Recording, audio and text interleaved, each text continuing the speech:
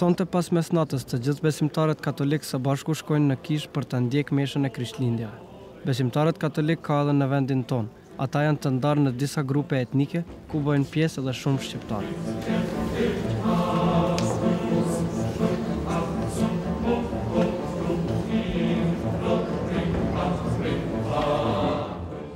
Sonte këtu në kishën katolike, shumë qytetar besimtar katolik po vijnë për ta ndjekur meshën e Krishtlindjeve.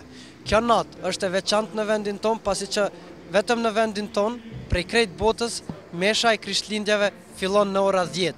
Kjo ka mbetur si traditë pas tërmetit katastrofal që ishte në Shkup në vitin 1963.